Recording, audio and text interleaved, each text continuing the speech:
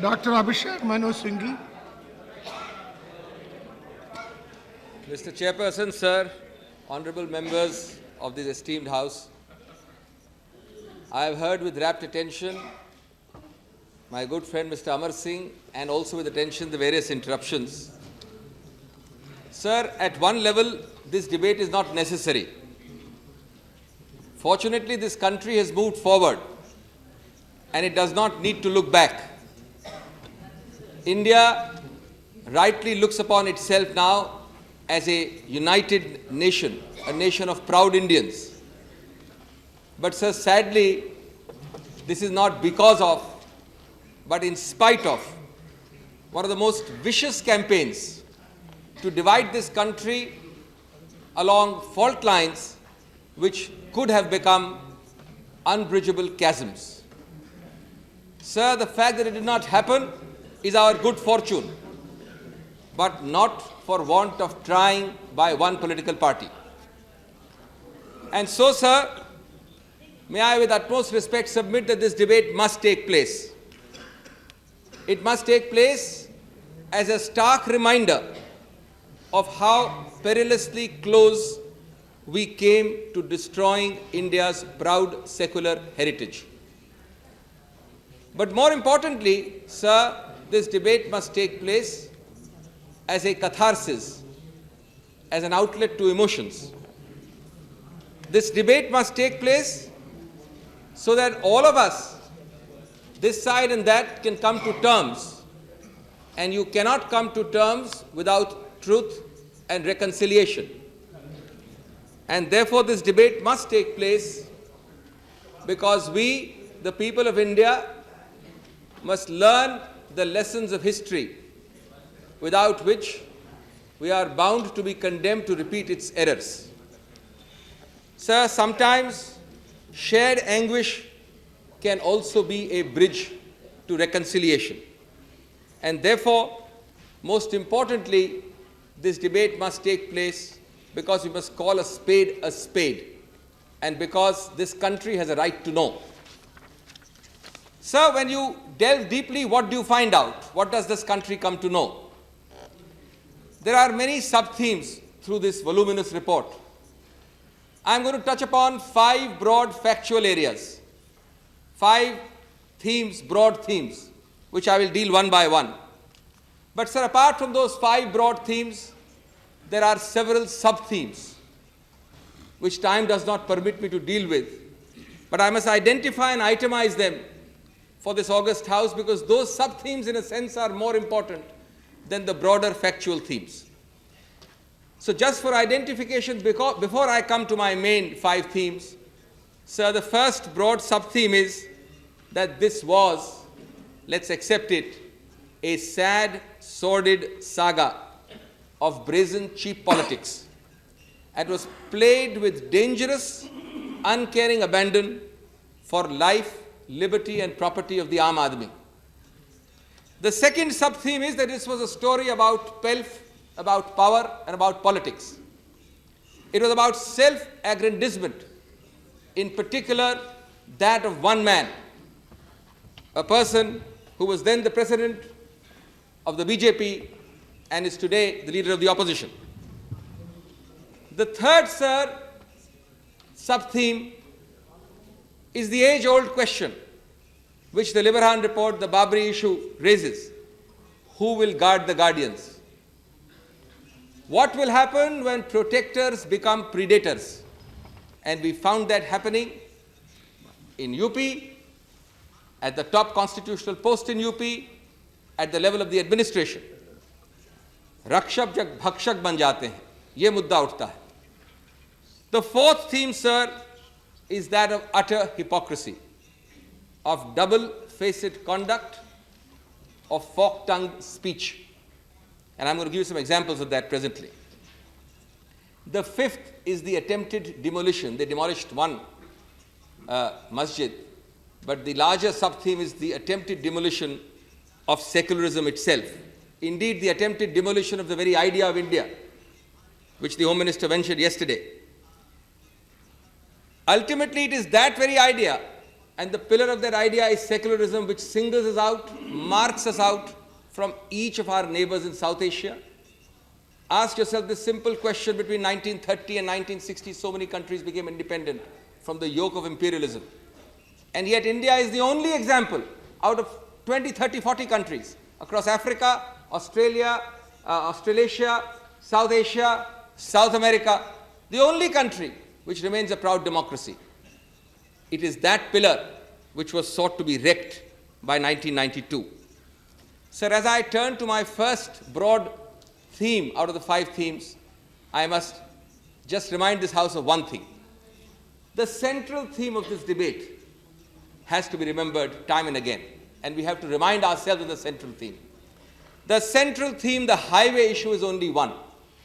Mr. Vajpayee is not the highway issue, Mr. Narasimha Rao is not the highway issue, factual inaccuracy is not the highway issue, Devraha Baba is not the highway issue, Jagdambika Pal is not the highway issue, leakage is not the highway issue, Gulzari Lal Nanda is not the highway issue.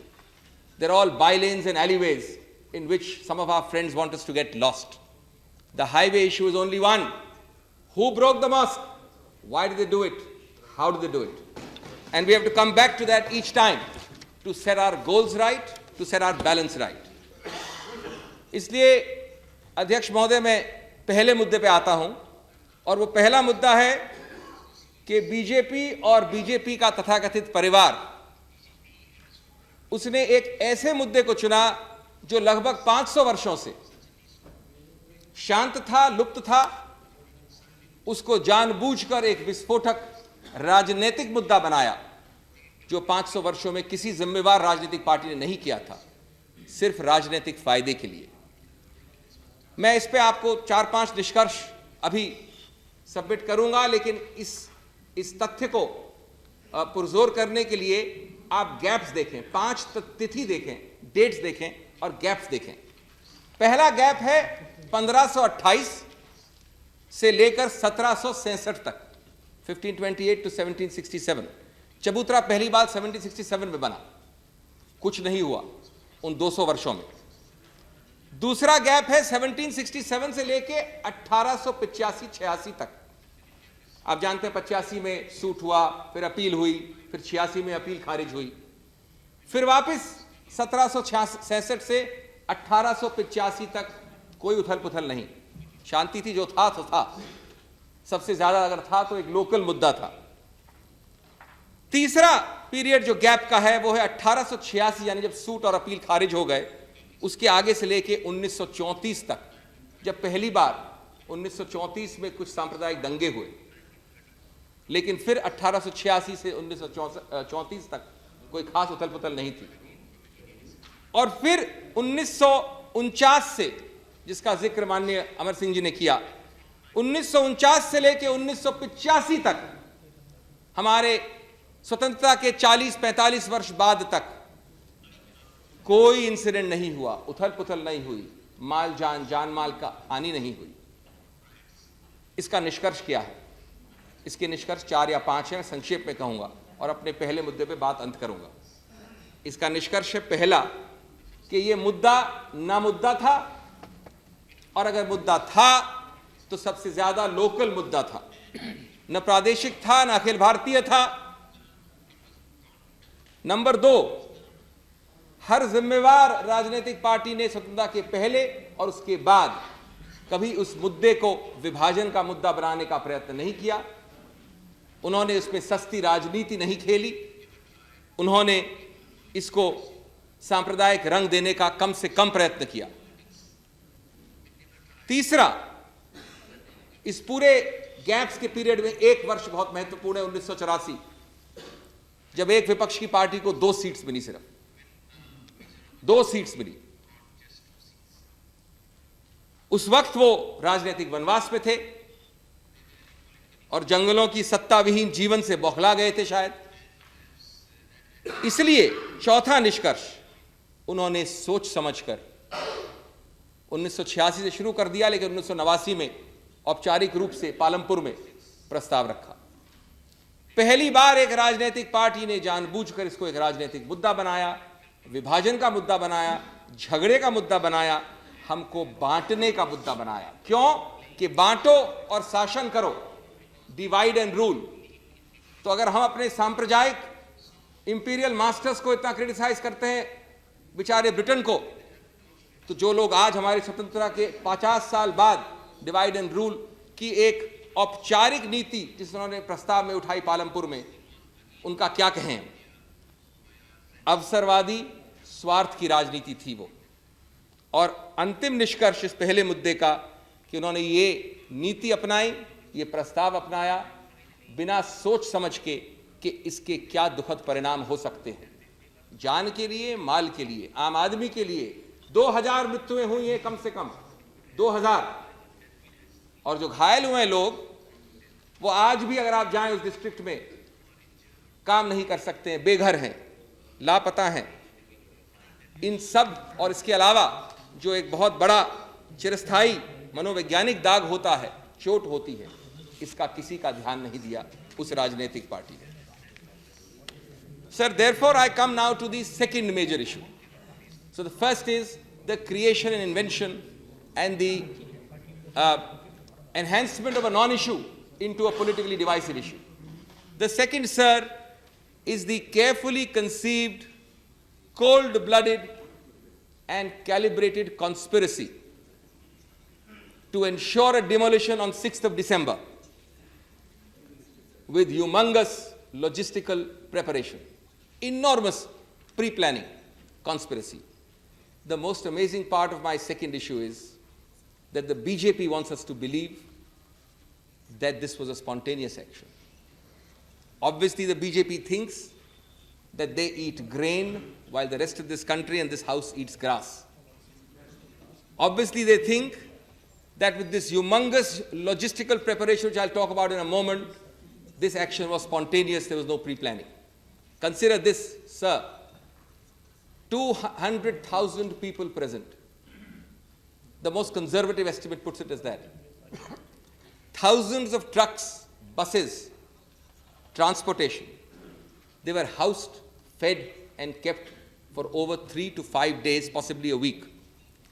And the tools, the heavy implements and tools, apparently along with the spontaneous action, they also dropped from heaven like lightning. That is what the BJP would like you to believe. Heavy implements, efficient implements to bring down that mosque which was an eyesore to their eyes. Training. Pick up, you don't need a Liberahan report for this. Pick up the Indian Express of 6th of December. It shows you car sevaks using long rope carrying huge boulders and pulling it along, undergoing training. I'm sorry, this is on the 5th, the newspaper is the 6th. Training. So logistics, buses, implements, training, all this happened spontaneously. The amount of money. We are in economic meltdown, were in economic meltdown a year ago. I think the amount of money spent, hundreds of crores, could have combated a lot of economic meltdowns. It would have helped Mr. Pranab Mukherjee bridge many budget deficits. But this was money through accounts, through institutions, which had no accountability. Maybe money raised in the name of God Ram, who didn't ask for accounts, and maybe money used to line the pockets of those who spoke in the name of Ram. Sir, journalists were manhandled. A person as eminent as Mark Tully, read his report. He was kept under restraint, not allowed to reach the site, equipment destroyed. Why? Because you knew what was going to happen on the 6th. You didn't want an immediate eyewitness account which would go on to BBC the same night. Remember, a 92 media in India was not as sarvavyapi as it is now. This is the action which the BJP wants us to believe is spontaneous action. Sir, the Liberahan Committee is a formalization, a formal vindication. But this party and this conduct was damned in the eyes of the public 20 years ago, 18 years ago. You didn't need a Liberahan Committee report for that. You needed common sense. And the BJP wants us to use uncommon nonsense. Sharat Pradhan in Rediff.com, eyewitness account. He said the cops who were under the district magistrate's control, who reported directly to one man, the then UP Chief Minister, whose name I will not take, The cops said, I quote, just pick up rediff.com. Cops said, go faster, don't waste time, take this way. Warning came on the public address system. I quote, all those on top of the disputed structure must come down, Hindi mein thi warning, as the structure is about to crumble. ये spontaneous action का उदाहरण है. These are hundreds of examples. Guardians had become devourers. Who would guard the guardians is the issue, because the UP government had become a parallel government of the Sangh. The BJP government of UP had been outsourced by the then Chief Minister to the mother organization, which always has held the remote control. Can you imagine, sir, that there was not one single video recording of the entire episode? Not one single video monitor when the Supreme Court is monitoring it, when everybody, the whole country is looking at it? Who had to do law and order? The state government. And if you want additional facts, there are several books. You just have to go to those books and see that. So that's the second aspect. The, as I said, cold-blooded, calculated, calibrated conspiracy, which you are required to believe was a spontaneous action. So the third is hypocrisy and double-facedness. So Gandhiji said, hypocrisy and distortion are passing currents under the name of religion. But for the BJP, more apt is the comment that the true hypocrite is the one who ceases to perceive his deception and who lies with sincerity. I must congratulate them for lying with sincerity. That is really true hypocrisy. Let me give you 2 or 3 examples. The then president, the current leader of the opposition, just 2 quotes. Quote number 1, this is on a BBC News. I've got the date, April 5, 2004. What happened in Ayodhya should never have happened. I was so upset with the demolition of the mosque, it hurt me tremendously. November 22nd, 2009. But the establishment of a huge Ram temple on that spot, mark the word, in keeping with people's aspiration is my aim in life, and until it happens, I will pursue it. Is the saddest moment of my life or the happiest moment of my life? We don't know. Even the crocodile has more genuine tears. We just insult the crocodile when we see such examples. The learned member of the House who was protesting a short while ago, at least he is to be commended because he has the courage of his convictions, unlike the president of his party who was playing hypocrisy and double-facedness. The member who was here clearly said कि कुछ बिगाड़ने पर ही कुछ बनता है.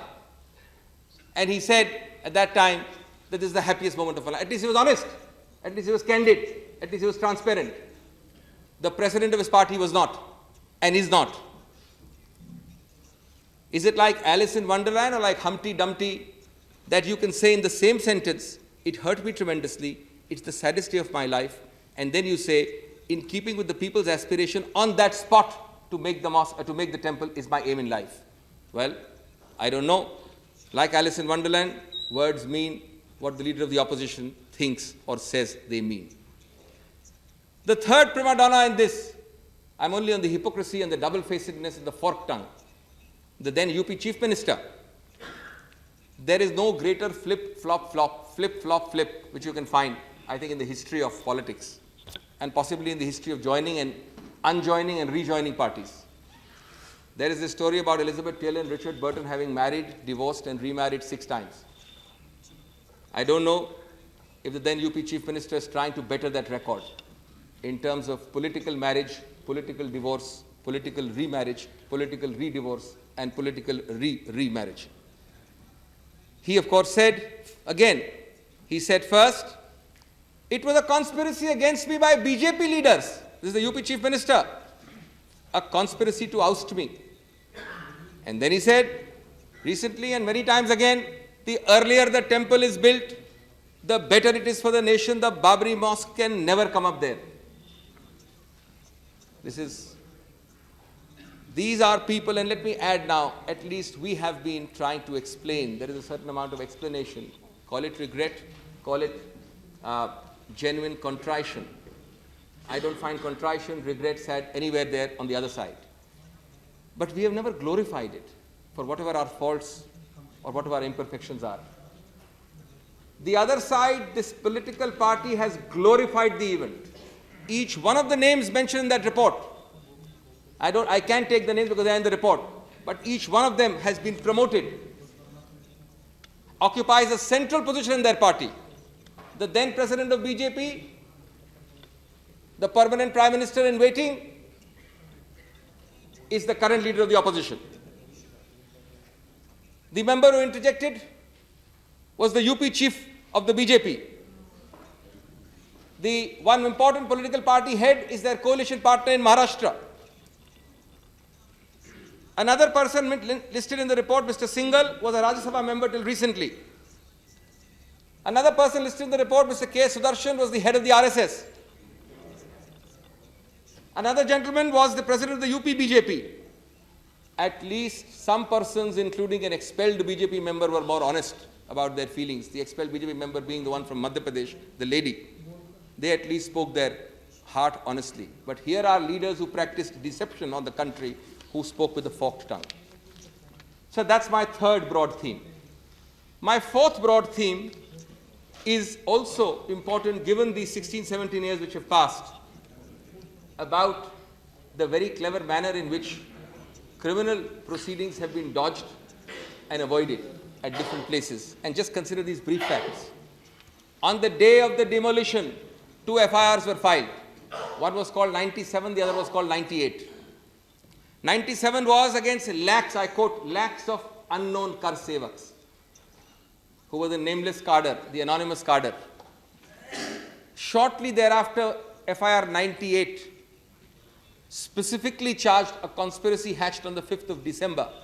And the people named in that FIR were the present leader of the opposition, Mr. Murli Manohar Joshi, Uma Bharti, Ashok Singhal, V.H. Dalmia, Sadhvi Ritambara, and a few other names. Curiously, 97 FIR, the lakhs of unknown karsevaks, was assigned to the CBI. 98 was assigned initially to the state CID. Subsequently, the CBI filed a joint charge sheet. The heart, let me complete. When you hear the last date, then perhaps you'll not interrupt. I'm only giving you a sequence. And who else than you will know better? Who else as the leader of the opposition will know better? Yes. The heart of the charge sheet was a secret meeting of 5th of December, naming people. The Special Judicial Magistrate on the 27th of August 1994 committed those listed in that charge sheet to trial. The Additional Sessions Judge on 9th of September 97 framed the charges, found them prima facie liable to be prosecuted.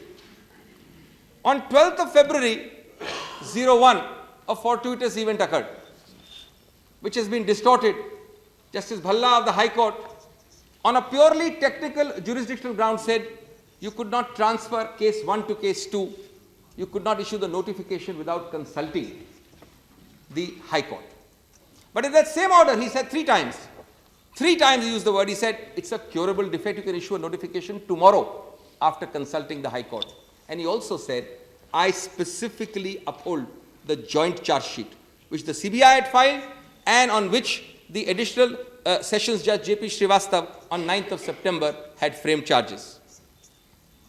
Despite this, astonishingly, with the High Court only talking of a jurisdictional point of consultation for a notification for transfer and upholding the main charge sheet, the Additional Sessions Judge Shrikant Shukla of Lucknow on 4th of May 01 dropped the conspiracy charge from FIR 197 altogether.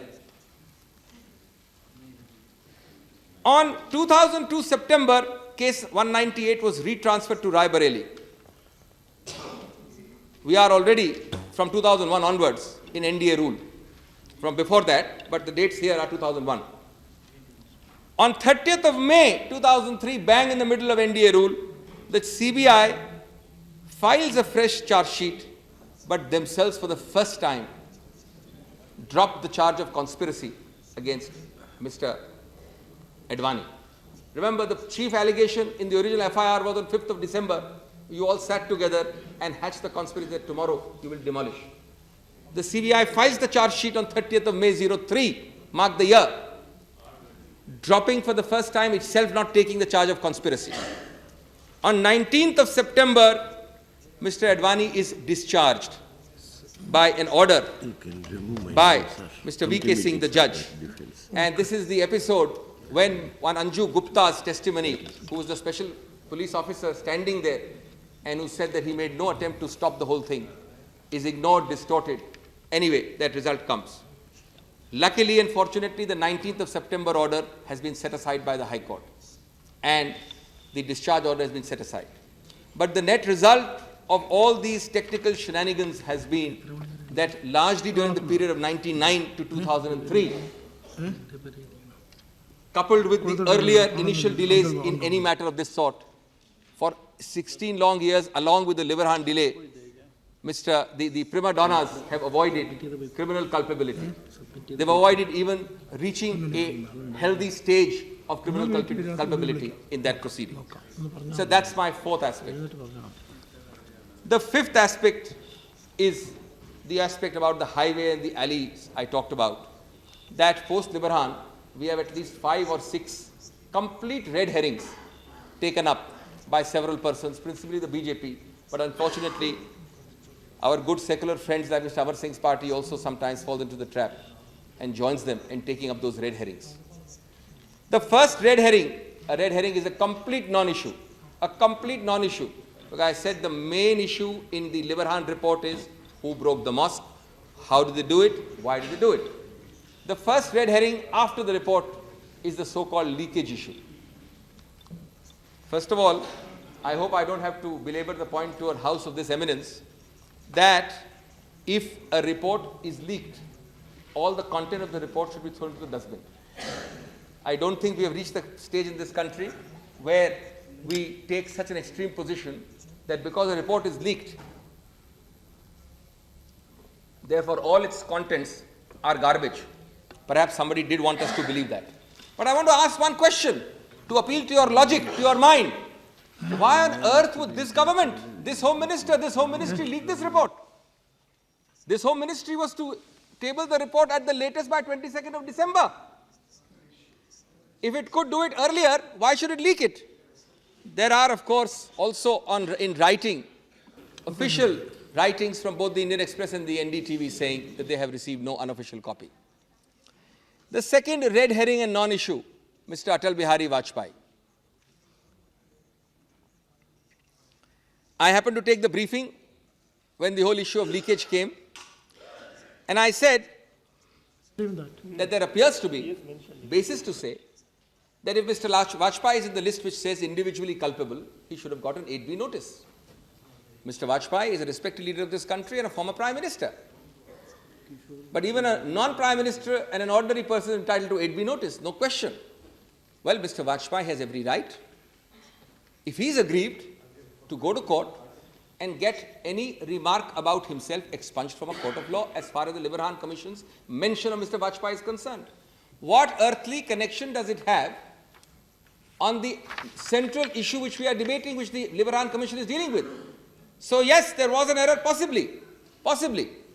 That error also will be set aside if and only if Mr. Vajpayee invokes his judicial remedies. How does it affect? Apart from anything else, that part is totally severable from the report. The report is not so inextricably intertwined like a scrambled egg that you cannot sever Mr. Vajpayee from the report and have an intelligible report left. Why is this said? This is said to mislead the nation, to, as I said, take you down an alleyway, a by-lane. But yes, let's pause for a minute. Mr. Vajpayee, of course, maybe technically, it's right, there's a technical error, maybe. And Mr. Vajpayee is maybe technically right. But substantively and morally, the outlook of 2005, 25th of February, accessed the intelligence video recording of Mr. Vajpayee's 5th of December speech. And the outlook said, and I quote, body language was buoyant, mood was upbeat and strident, his tone sarcastic. But that's only the outlook's subjective view, I'm sure. What did he actually say? He said, I quote, "Sharp stones are emerging from the ground. No one can sit on them. Zameen ko samtal karna padega." And then he said, if a yajna begins, there will be some construction. Contemporaneously on the same day asked elsewhere, will the mosque be safe? This is a day before. He said in his great ambivalence, which perhaps helped him to reach where he was, he said, "Asha hai, ashanka bhi." Asha bhi hai aur ashanka bhi hai. Well, sir, Mr. Vajpayee certainly shares some guilt by association. What he should have done is to either change his political party or change his friends in 1992. He cannot always run with the communal hare and hunt with the secular hound. But I leave it at that because it's a complete red herring about Mr. Vajpayee. So Mr. Narasimha Rao, the late departed Mr. Narasimha Rao, the third red herring. Sir, a lot has been said about the issue already. Certainly, everybody in this nation was misled, starting with the Supreme Court and then following with the nation and the Congress party and of course Mr. Narasimha Rao. They were misled by you. Let's put things in perspective. I'm not trying to justify at all. I'm only trying to explain. Keep a balance, keep a perspective. Isn't this whole allegation about Narasimha Rao amounting to saying the principal accused tells you that that policeman didn't do his duty properly? The principal accused is telling you from the rooftops that that policeman who should have acted better committed an omission. Certainly the police is to be blamed. If he was misled, he should not have been misled. But if the police is to be blamed, how much more is the principal accused to be blamed? He should be hanged straight away. Sir, Mirza Ghalib ने किसी और संदर्भ में, romantic संदर्भ में कहा था, गजब किया तेरे वादे पर एतबार किया. जो रोमांटिक संदर्भ था वो उसके बाद था, तमाम रात कयामत का इंतजार किया. लेकिन हमने भी गजब किया, देश ने भी गजब किया, उच्चतम न्यायालय ने भी गजब किया, कई लोगों ने गजब किया कि तेरे वादे पे एतबार किया. नहीं, मैं कल्याण सिंह के वादे की बात कर रहा हूं. मैं कल्याण सिंह के वादे की बात कर रहा हूं और कह रहा हूं कि गजब किया तेरे वादे पे एतबार किया. गलती हुई, लेकिन मीर की जो दो पंक्तियां और भी उपयुक्त हैं उत्तर प्रदेश और बीजेपी के बारे में.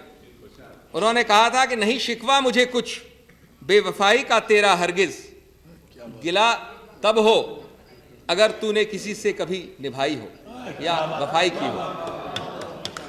ये हमारी और भी बड़ी भूल थी कि हमने ऐसे व्यक्ति पे विश्वास किया जिसने कभी किसी की निभाई नहीं, ऐसी पार्टी पे विश्वास किया जिसने कभी किसी की निभाई नहीं. लेकिन आप सिर्फ उसकी बात सोचते हैं, और भी हुए अमीर, बहुत प्रसिद्ध अमीर हुए हैं. Let me now come to how we were misled. Just two quotations.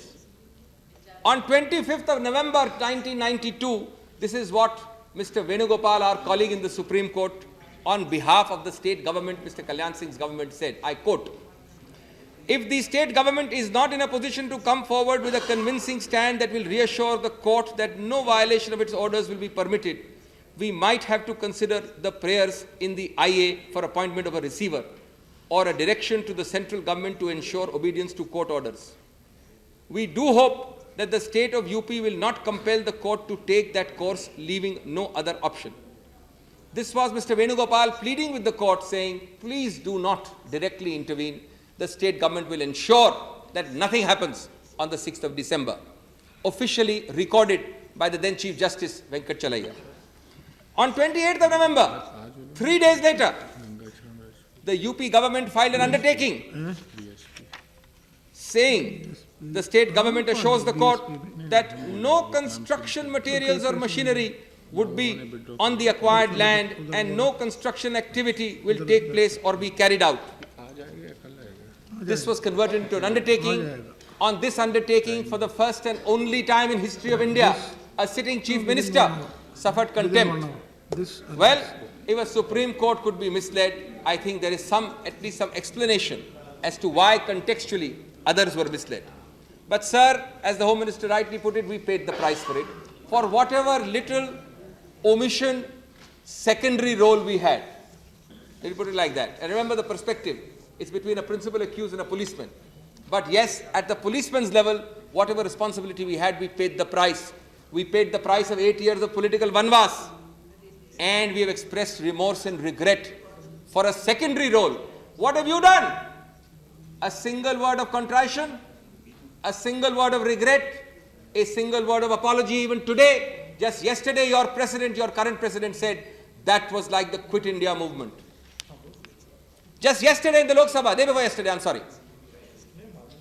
He said this is like the Quit India movement. That's the level of your contrition. That's the level of your apology.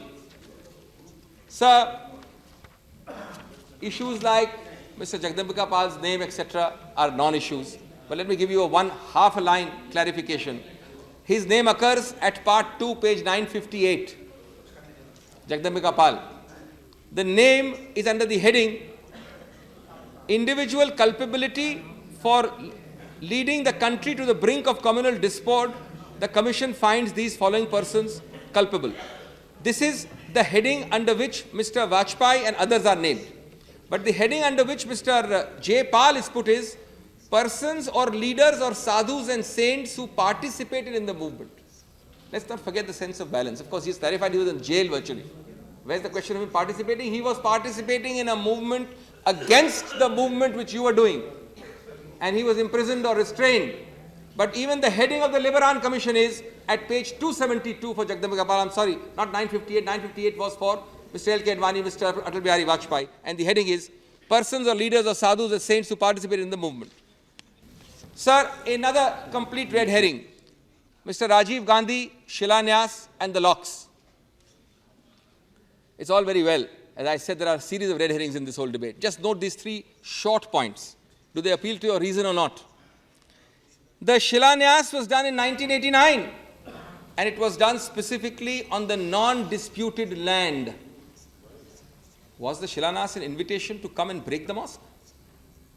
Was the Shilanyas an invitation for people to come and do something to the structure standing there? We are now talking of the central theme of the Liberahan report. I'm just finishing. Please don't interrupt me. Please don't. 1 minute. The Shilanyas was done. Mr. Punj, you and your party will get their time. You and your party, I'm just finishing. You might allow me to finish now. Shilanyas was done on the non-disputed portion, not on the structure, in the structure, breaking the structure or demolishing the structure, the masjid. Number 2. Please. Number 2, on 27th of October, a little known fact, on 27th of October 89, Mr. V.M. Tarkunde, an eminent person, petitioned the Supreme Court seeking a ban on Shilanyas. The Supreme Court said, no, we will not interfere. They dismissed Mr. Tarkunde's petition. And thirdly, last but not the least, the Shilanyas was done after verifying that the site is not covered by any interim order of any court. We are now talking 3 years later of people going on to an existing mosque, an existing building, an existing structure and demolishing it. That is as far from Shilanyas as chalk is from cheese, as heaven is from earth. There is absolutely no issue of demolition in that action. Sir, you've been very kind and I will not abuse your license. And may I now come to the end of my submission, sir. There are many more issues one could talk about. There are many more alleyways and by-lanes. But this House should come back to the central theme. And frankly, sir, we do not need the Liberahan report to condemn the principal opposition, the principal protagonist which perpetrated this fraud on the nation. They stand condemned at the bar of public opinion 17 long years ago. On both substance and perception, and politics is as much about perception, if not more about perception and less about substance. But on both perception and substance, they stand condemned, sir. This is a party which has consistently sought to pull India back to the medieval ages. Medieval ages. It talks the language of division. It talks the idiom of conflagration. Just yesterday, sir,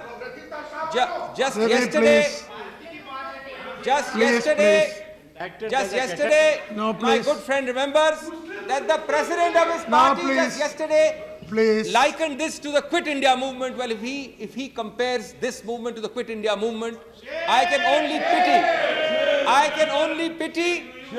only pity this party's sense of history. I can only feel sorry for stalwarts like Mr. Mahatma Gandhi. Please. Ultimately, Pani, sir. please. Baito. Ultimately, No, Pani, please.